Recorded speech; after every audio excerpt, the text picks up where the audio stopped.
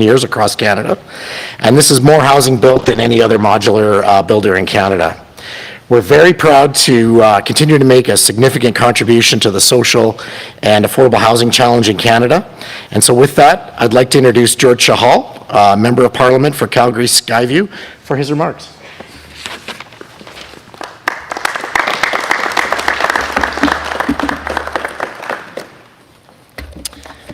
Thank you, Mark, for the kind introduction. Good morning. Bonjour à tous.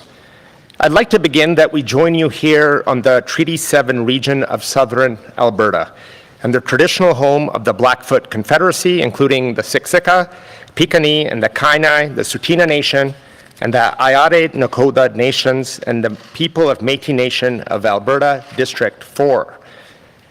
As a child and young adult, I had the opportunity to work on many construction sites and building many homes. Creating and building are imprinted in my memories. Whether it was my first campaign in 2007 or my many years on City Council, I've realized a vibrant, sustainable city needs to have complete communities that one can be born in, grow up, raise a family, and retire, close to amenities with the diversity of housing types. I'm excited to see today this factory and these innovators investing and improving the construction process so we can build faster and better. And that's what we need to do to meet our housing challenges. For newcomers to Canada, like my parents, who came here to start a new life, or youth and young adults in our community, knowing they have an opportunity to have an affordable place to rent or own in the future is an essential part of being Canadian. With the Housing Accelerator Fund, we are speeding up approvals, maximizing existing infrastructure, and ensuring appropriate densification.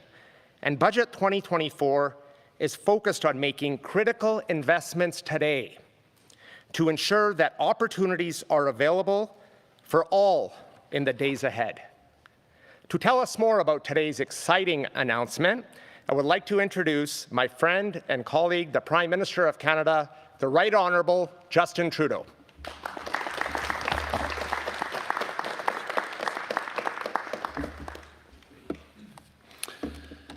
It's great to be back in Calgary. George, it's great to see you so soon. It seems I was just here a few weeks ago, but as always, your outstanding work and being such a strong voice for folks here and for all of Canada, I really appreciate. Great to have you here, George. Thank you, Mark, for having us here at NRB Modular Solutions in Calgary. Thank you especially to all of you who are working so hard to innovate new solutions, to work in new ways, to deliver more and more the housing and the infrastructure that Canadians need right across the country. It is a really, really amazing thing to see the innovation and the hard work that you are delivering every single day, making the country better and fairer for all Canadians. I'm also happy to be here with Ministers Fraser and Boissonnault. Now, for more than a week now, I've been talking about new measures in our upcoming budget to make the housing market fairer for every generation. Younger generations like millennials and Gen Z feel like they're falling behind because housing costs are just too high. That's okay. That's not okay, and it needs to change. For Canada to succeed, we need everyone to succeed, which is why we're tackling head-on the challenge of building more homes faster. And we need everyone in this country to join us on this mission. Quand on parle de construction de logements plus rapidement, il ne faut pas oublier de parler d'innovation. Une des solutions pour augmenter l'offre plus vite, c'est de changer la manière de construire les logements pour construire mieux et plus intelligemment. We want to accelerate the pace of home construction to levels not seen since the end of the Second World War. To do that, we need to change our approach and adopt innovative technologies. We need more made-in-Canada success stories like here at NRB Modular Solutions, the largest modular building solutions provider in the country. And more centralized manufacturing sites where the best workers in the world, Canadian workers, can build faster for cheaper all year round with the help of innovative solutions around robotics, AI, and innovation. That's why in Budget 2024, we will announce a package of over $600 million specifically for innovative housing solutions. This package will, you can pull up to that, yeah. This package will include the launch of a new $50 million home building technology and innovation fund. The goal of this fund will be to provide more homes faster by scaling up and promoting innovative technologies and materials like modular and prefabricated homes.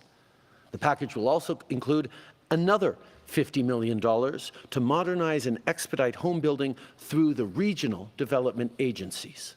Dans le prochain budget, on va investir plus de 600 millions de dollars dans un ensemble de mesures pour encourager des solutions innovatrices pour le logement.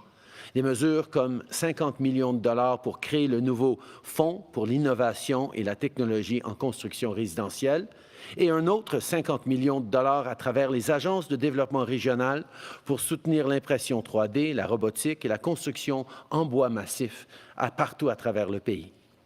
We will also revive and modernize the government's post-war housing design catalog with up to 50 new designs for row housing, duplexes, fourplexes, and other high-density designs that we need to build at scale faster. We know that builders want to be able to build quickly and right for Canadians. The permitting can be accelerating when we draw from these catalogs for these more high-density housing. It'll help the work people are doing here. It'll help build more homes right across the country that families can get into quicker. Also, as part of this new package, through the Apartment Construction Loan Program, we'll also deliver $500 million in low-cost financing to support projects using innovative techniques from prefabricated and modular housing manufacturers and other home builders. Sean va pouvoir offrir plus de détails dans quelques instants, mais ce qu'il faut retenir, c'est qu'on prend les grands moyens pour augmenter l'offre de logements rapidement. Et l'innovation et la technologie sont au centre de notre plan pour y arriver. Toutes les générations méritent une chance équitable de réussir, y compris les milléniaux et la génération Z. We're focused on fairness for every generation. We're focused on building more housing supply to make homes more affordable.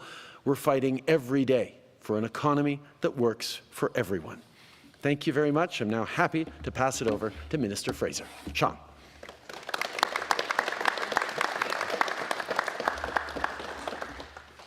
Hello and welcome, everyone. Look, it's good to be back in Calgary. For those who may not be aware, I called this city home for about 5 years and care deeply about the people who live in this city, and I'm happy to be on site for an important announcement.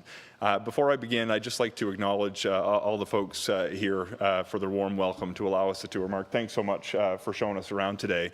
But most importantly, to the workers on site, you may not realize it when you come to work every day, but you're the folks who are going to solve the national housing crisis, and I want to say thank you for the work that you do sincerely.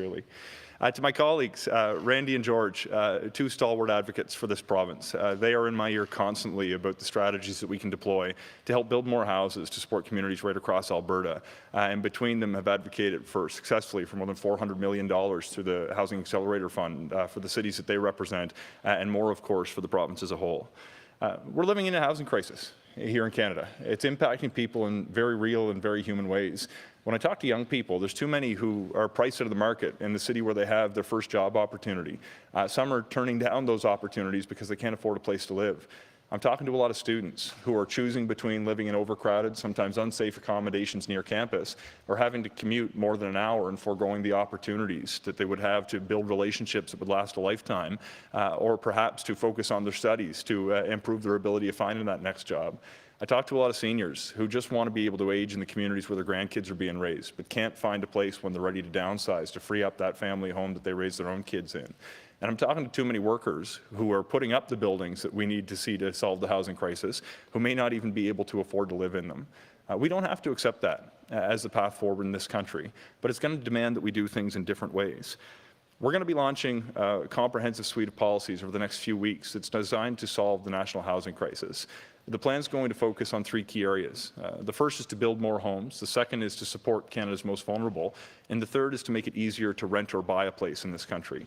Today, I want to focus on the need to build more homes and specifically changing the way that they build them across Canada so we can actually build at a new capacity. Now, there's a number of things that we've done over the past few weeks, the past few months, including reducing taxes on new apartment construction, low-cost financing to kickstart more construction. We've also been making it easier to build homes in cities through the Housing Accelerator Fund by incentivizing changes to municipal zoning and permitting processes. But even if we develop a perfect framework from a policy point of view on the financing side of things, on the tax side of things, on the municipal approval side of things, we're going to run into a new bottleneck.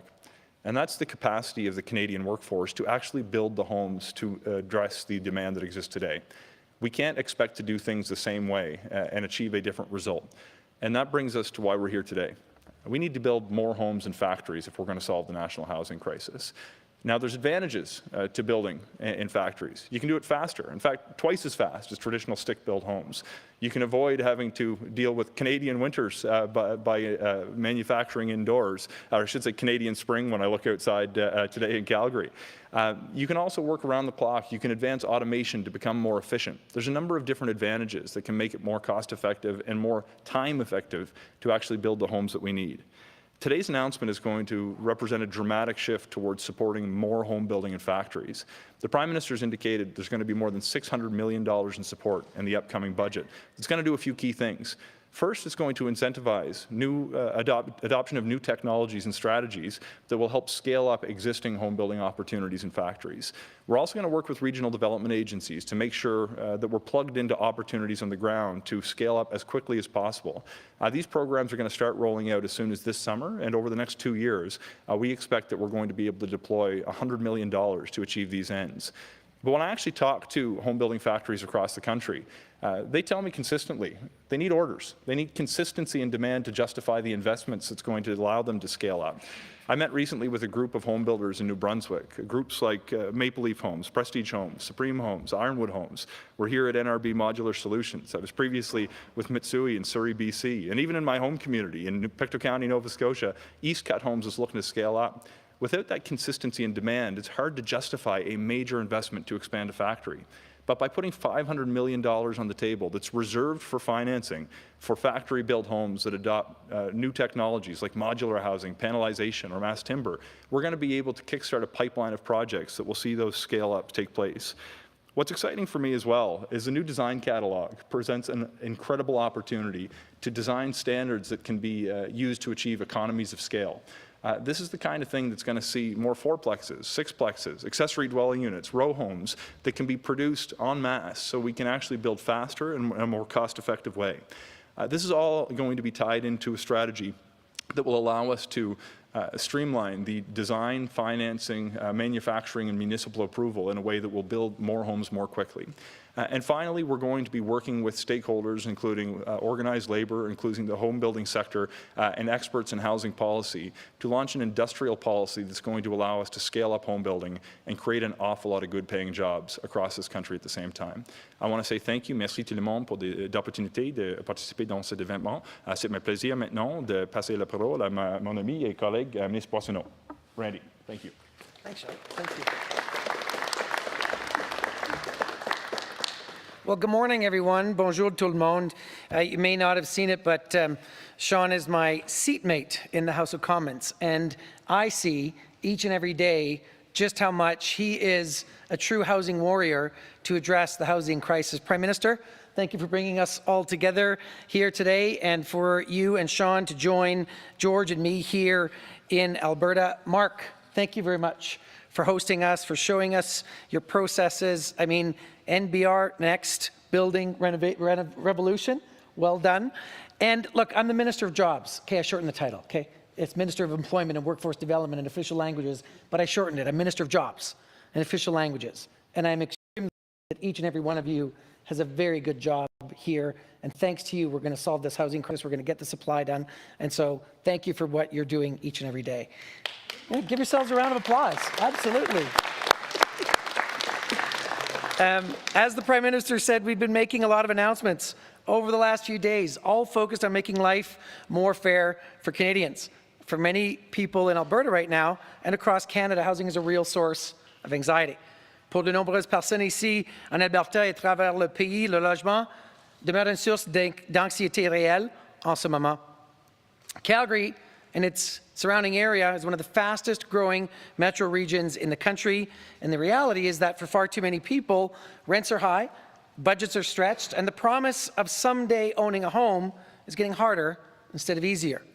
But it doesn't have to be this way, and our government believes that everyone and every generation deserves a fair shot at success. As the Prime Minister said, we are changing the way we build homes in Canada to make life fairer for everyone. And what we've announced today is part of our government's commitment to explore every single avenue to make housing affordable for all Canadians. Comme l'avait dit le Premier ministre, nous sommes en train de changer la véritable façon dont la construction des logements se fasse ici au Canada afin de rendre la vie plus équitable pour tout le monde. Ce que nous avons annoncé aujourd'hui répond à notre engagement d'explorer toutes les voies possibles pour rendre le logement plus abordable pour tous les Canadiens.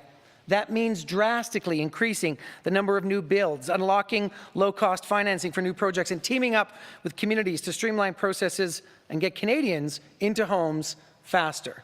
It means introducing added renter protections through the Canadian Renters' Bill of Rights and revitalizing the government's post-war housing catalogue to support a wide array of housing designs. And it means being innovative, creative, doing things differently. Luckily, that's something we do really well here in Alberta, and you are all proof of that. Et ça veut dire qu'il faut être créatif, innovant, faire des choses de façon différente. Et heureusement, on sait juste exactement comment faire cela ici en Alberta. So whether it's supporting the amazing work being done here at NRB or AccuBuilt Homes in my own city of Edmonton, or many of the other incredible innovators that Sean mentioned across the country, this budget is about unlocking the power of Canadian entrepreneurs and innovators to create a made-at-home solution. And as Minister of Jobs, I can tell you, it's also about empowering the workers who will get the job done here in Alberta and across the country, because we have some of the most skilled workers in the world right here. And Budget 24 is going to make sure that they're at the table as we continue to advance our plan for home building. Budget 24 is about building, building, building. Building on the progress we've already made to make life easier for all Canadians, building on the nearly 750,000 homes we're already building, and building on our promise to make life affordable and more fair for every generation. Everyone deserves an affordable place to call home in Alberta and across Canada, and Budget 24 sets out to do just that. Tout le monde mérite un logement abordable ici en Alberta et dans l'ensemble du Canada, et le budget 2024 vise à faire exactement cela. Thank you. Merci beaucoup. Thank you, Minister. We'll now begin the question period. One question, one follow-up. First question goes to the Globe and Mail. Hi, Kelly Kreiderman from the Globe and Mail. Prime Minister, earlier this week, you spoke about the demand side of the housing, talking about how the number of non-permanent residents in the country needs to be under control. The population grew by 1.3 million last year. It's the fastest rate of growth in nearly 70 years. How do you explain to Canadians that it's not your government that's responsible for that lack of control at this point? The federal government sets the permanent resident immigration levels every year, and we've had that steadily growing from 400,000 close to 500,000 now, because that's actually what we can take in, what we need to take in to keep our economy growing. That has been providing Canada's growth at a time of opportunity and low labor, labor shortages. High labor shortages. So we're going to continue to welcome in immigrants, as Canada has always done over the years. People who build our communities, people who are part of the fabric of our communities and build a better future for themselves and their families. That's the permanent immigration numbers that we continue to stay strong with. The challenge is, over the past 2 or 3 years, we've seen spikes in asylum seekers, and particularly a massive spike in temporary workers and in international students. Now, on international students, that's largely a responsibility of the educational institutions and the provinces themselves that set those levels of international students. International students went from a few 100,000 a number of years ago to close to 1 million over these past years. That spike in international students hasn't just been putting pressure on the communities in which they rent and live around their universities. It also has degraded the quality of experience we need them to get and learn when they come to Canada. So we've put in limits on international students so that we can ensure the system is able to support them, that universities are building more housing for them, and that young people themselves come across the oceans to get the best quality of education in Canada, get that best quality of education. The other thing that's happened since the pandemic, particularly, is a massive increase in temporary workers. Now, we know in certain agricultural sectors and fisheries, there's always going to be a need for temporary foreign workers where Canadians won't do those jobs. But in a lot of other areas, we need to make sure we're impressing on the need to pay good salaries to Canadians to be able to work in a lot of different ranges. So we're working with our Minister of Jobs and Minister of Immigration and provinces and territories to make sure that the significantly increased numbers of temporary immigrants in terms of temporary foreign workers is brought to reasonable levels. What does reasonable levels look like? Well, in 2017, temporary residents made up about 2% of Canada's population. Right now, they make up about 7.5% of Canada's population. That's where all the pressure on our house, or a big part of the pressure on our housing markets and on other areas are coming from. And that's why we are now working with the provinces who have a big role to play both on international students and on temporary workers, to bring that number down towards perhaps 5%, which will take pressure off the housing sector, but also maintain our support for welcoming people around the world to build and grow their lives, some permanently in Canada, some to bring that expertise home after they've had their work or study stretch here. It's how Canada continues to function. We're making sure that it functions that way into the future.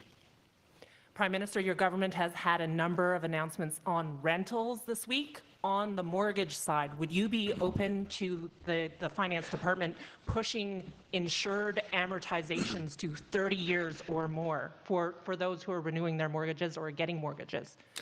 First of all, there's a really good reason a lot of what we've had to say this past week has been focused on renters. Because particularly when you look at young people, people starting a family, Gen Z or millennials, they're paying more and more on rent and seeing less and less of an opportunity to do what their parents' generation was able to do, which is set aside and save for eventually putting a down payment on and being able to pay a mortgage. The irony is, young people paying and young families paying more and more every month on rent are not getting credit for it, among other things. If you pay $2,000 a month in mortgage payments, that goes to your credit score, you become more reliable, you become someone that banks are going to lend more money to. You're spending $2,000 a month every month paying off your rent responsibly and properly. Banks should be able to see that and say, wow, you could handle a mortgage payment. We should be lending you money so you could get into your first home. That's not something that Canada or anywhere else in the world really does well right now. So that's one of the announcements we're making to make sure that young people who are paying such a huge part of their income on rent actually get credit for it, so it works towards being able to get a mortgage and eventually own a home. These are things that we're putting forward, bringing more protections for renters. We're also moving forward on incentives around the apartment construction loan program that is going to unlock the construction of more rental apartments across the country, including affordable and below market ones, that's going to allow more young people to get into those rents and have rents at affordable levels.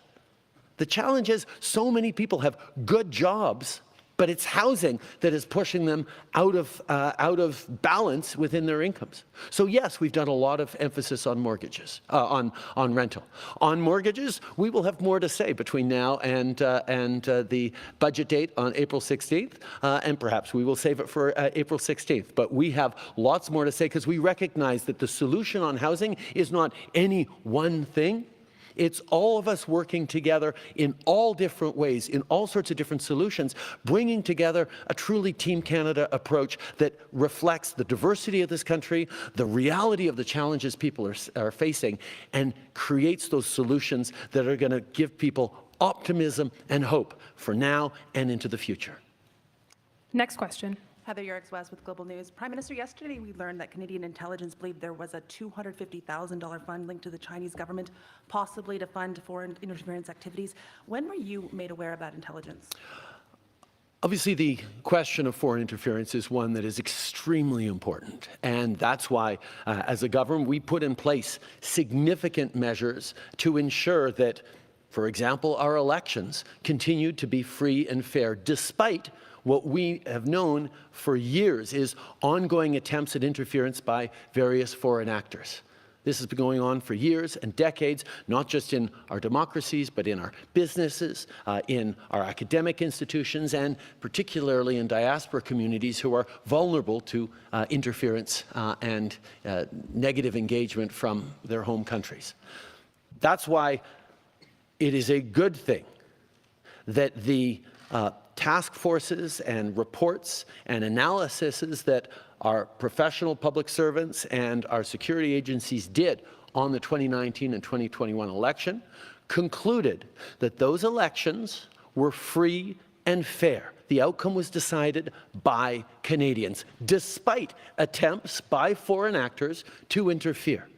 That's why we have right now a commission looking into this, bringing forward new information and highlighting it for Canadians, but also making recommendations about what we can continue to do even more to ensure we're protecting our democracy and our institutions. And I look forward to answering questions from the commission next week when I appear. Documents submitted to the Foreign Interference Commission yesterday say that your National Security Advisor received CSIS intelligence in October 2019, suggesting there were irregularities in the 2019 Liberal nomination race in Don Valley North, that Han Dong won. Did your National Security Advisor make you aware of that information at the time? I look forward to taking all sorts of questions at the commission next week. Next question. Bonjour, Anne-Marie Tricky de Radio-Canada. Donc, on va rester sur ce thème de la commission HOC pour commencer. On se rend compte que le système en place, ça ne permet pas de lever l'alerte quand il y a des problèmes d'ingérence étrangère au niveau local. Pour la confiance des électeurs, est-ce qu'il faut que ça change? La commission est en train de regarder tout ce qu'on est en train de faire en tant que gouvernement, en tant que pays, pour nous protéger de l'ingérence étrangère qui se passe non seulement dans nos institutions démocratiques, mais dans nos entreprises, dans nos institutions de recherche et nos universités depuis très longtemps. Nous nous devons de toujours rester à l'affût et capables de contrer ces efforts de compromettre nos systèmes, nos institutions par des pays étrangers. Mais c'est important de se souvenir que les conclusions de tous les experts qui se sont penchés sur les processus électoraux en 2019 et en 2021, parce qu'en tant que gouvernement, on a mis en place ces mesures et ces protocoles-là, ont tiré la conclusion que les élections ont été rigoureuses et justes qu'ils sont déroulées, malgré les essais d'ingérence d'autres pays. Mais nous sommes très contents du travail excellent qu'est en train de faire la Commission, et nous sommes très ouverts à toute recommandation et décisions prises par la Commission pour améliorer nos processus de protection des Canadiens de l'ingérence étrangère. Merci. Et pour la deuxième question, si possible de répondre en anglais également. Donc, ici en Alberta, il y a des ministres, en fait, qui dénoncent le fait que ces annonces sur le financement en logement ont trop de conditions attachées, que le gouvernement fédéral ignore encore une fois les champs de compétences des provinces.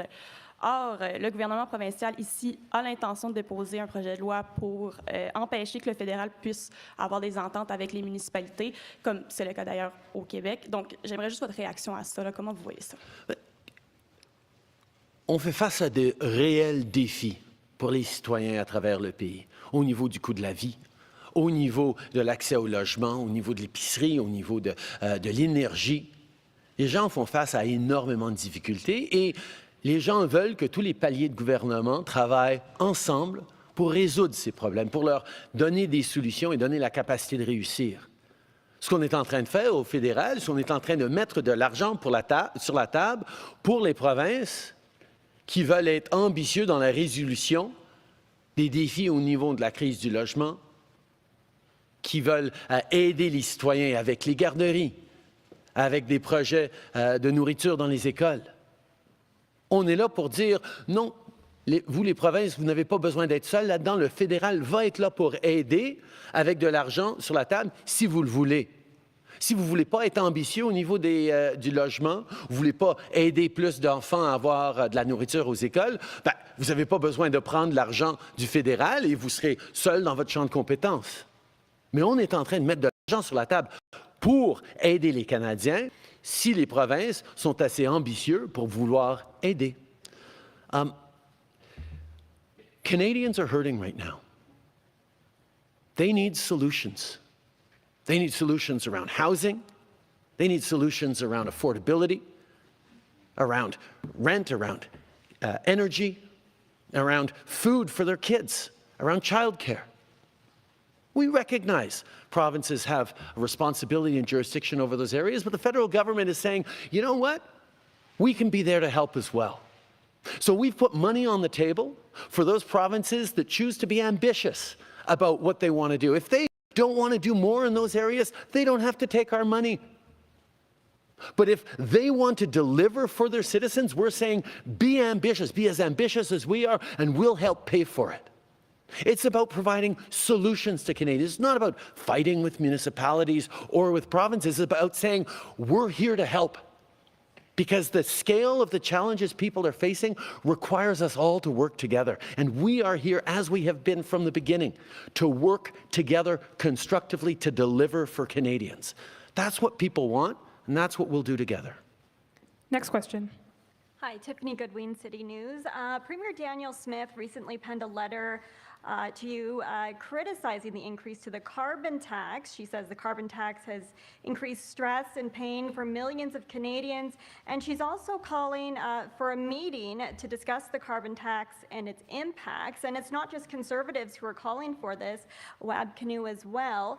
Will you hold a meeting? I find it interesting that Danielle Smith actually changed her mind on this one. A number of years ago, she was asked about the price on pollution and the Canada carbon rebate that comes with it. And she said she likes it because it puts more money in the pockets of her family. That it actually delivers more while fighting climate change. So it helps with affordability and it helps fight climate change. And she said that because that's exactly how we designed this program. We knew we had to fight climate change. We knew Canadians want us to fight climate change. We only have to look at the wildfires that hit last summer in Alberta. We only need to look at the droughts, the floods, the impact of a changing climate on all of us to know we need to do our part. And there are great opportunities for businesses and innovators and Canadians that are a part of solving the challenges that a net zero world is going to require. But we have to take action. So we put a price on pollution everywhere across the country that is designed to put more money back in the pockets of hardworking Canadians. 8 out of 10 families across the country in jurisdictions where the federal carbon tax applies do better off. That's not just me who says it, it's a parliamentary budget officer has done the math on that as well. Here in Alberta, that's $1,800 for a family of 4 next year, or this year. Delivered in 4 payments, first which is going to arrive, the next which is going to arrive on April 15th. That's going to make a huge difference both on affordability. And why do people like Danielle Smith and her husband do better because of it? Well, she said, because it puts more money in their pocket and they're able to reduce their emissions, or they're able to walk to work, or whatever it was that you can do that reduces your emissions, actually allows you to keep even more of that rebate that you're not spending on the price on pollution. Now, the challenge, to add on to it, is that we delivering a rural top-up. For Canadians who don't live in the big cities, we know that there's not the same kinds of public transit, and there's longer distances to drive. So we increased the kind of carbon rebate by 10% for everyone living in rural areas. And we actually decided recently we were going to increase it to 20%. So here in Alberta, that'll be up to $2,200 for a family of 4, which means more money in the pockets of hardworking families. Yes, if you have a giant mansion and an indoor swimming pool and three big personal cars, it might not cover all of that. But for regular families that are hardworking, it puts more money in their pockets. Except, and here's one of the things that really frustrates me, Pierre Poilievre and his Conservatives are holding up that doubling of the rural top-up. That's hundreds of dollars going into pockets of rural Canadians that are not going to be landing on April 15th because the Conservative Party in Ottawa is blocking that doubling of the rural top-up because they are so ideologically opposed to both fighting climate change and putting more money in the pockets of Canadians. So I'm going to choose to believe Danielle Smith of a few years ago, before she started playing politics, when she said the price on pollution puts more money in the pockets of her and her family than it costs, because that's the reality for 8 out of 10 families across the country. So I take it that that's a no, that you're not going to have a meeting? We had a meeting on carbon pricing, and every single premier came together to work on establishing a pan-Canadian framework on climate change years ago. And part of it was that there would be a federal backstop to make sure that pollution wasn't free anywhere across the country, and that federal backstop would put more money in the pockets of Canadians in the areas where it applied. But jurisdictions that wanted to do that pricing differently could do it in different ways. Quebec moved forward with a cap-and-trade system. BC has had a price on pollution for a long time. They're not part of the federal program. Ontario, now this is a nice irony, Ontario actually started a cap-and-trade program. It was scrapped by Doug Ford when he first got elected, which means the federal price on pollution that he is now complaining about is in because he got rid of the Conservative cap-and-trade program that existed when he got elected. And now he's complaining about the federal backstop that he chose to bring in for Ontarians. But that's okay, because it puts more money in the pockets of Ontarians, like it puts more money in the pockets of Albertans. We cannot back off in the fight against climate change, in the fight to reduce our emissions and create those innovative solutions that the world's going to need. I know that's what Albertans want. But Albertans also need more money in their pockets right now for the daily costs of living, and that's why the Canada Carbon Rebate that puts more money in the pockets of families across Alberta is the right plan to both fight climate change and support families. Hi, Prime Minister. Mark Villani here with CTV Calgary.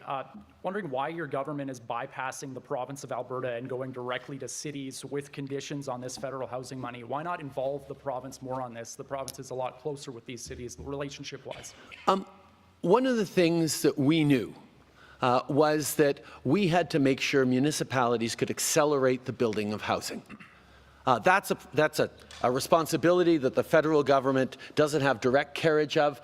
The municipalities, with their permits, with their zoning, with their density, are really important players in building more housing. Not just building a new project here with some federal money in it, but changing the way housing is built right across a city. Densification, better zoning, more rapid permitting, better use of public lands. These are things that municipalities have direct responsibility for. So we created a $4 billion, now a $4.4 billion housing accelerator program that actually says to cities, if you are ambitious about building housing, if you agree to 4 units as of right, things like 4 stories as of right, increased densification around transit, we will be there to give you this money so you can go and do that. And municipalities are doing it. And we're also encouraging provinces to do that, as what we're doing around building housing enabling infrastructure, particularly around water and wastewater treatments. We will be there with billions of dollars for provinces to build wastewater and water projects to new subdivisions that will allow for more housing if they remain ambitious about solving the housing challenges. If they don't want to build more housing, if they don't want to solve this housing crisis, then they don't have to take our money. But we are there to work in partnership with any province that wants to show leadership and ambition in how we're going to work together to solve the housing crisis. That's what we're there for. We'll work with municipalities, we'll work with the provinces, we'll work with nonprofits, we'll ensure that developers are creating innovative new solutions to solve these things. We are there to work with everyone. That's what a Team Canada approach on solving the housing crisis is all about. Last question. Prime Minister Brian Labby, CBC. I wanted to ask you about the inquiry into foreign interference. We're hearing, obviously, it's not just China, but India and Pakistan. What are your thoughts on that? Do you think that we should consider those places as a threat to our electoral system? We've known for many, many years that many different countries take an interest in engaging in Canadian institutions and sometimes influencing, sometimes interfering in the work of Canadian institutions, whether it's our democratic institutions, whether it's research institutions and universities, or whether it's our businesses. That's why we have put in place significant measures to counter foreign interference. What the public inquiry is highlighting is all the different measures we've put in and looking at what more can be done and needs to be done, not just by the federal government, but by all Canadians in keeping our communities and our institutions safe. This is an important process that Canadians are getting to see everything that is done and everything that needs to be done. But I can assure people that we will continue to do everything necessary to prevent interference from whatever country it comes from. Thank you. That concludes today's press conference. Merci beaucoup tout le monde. Thank you all.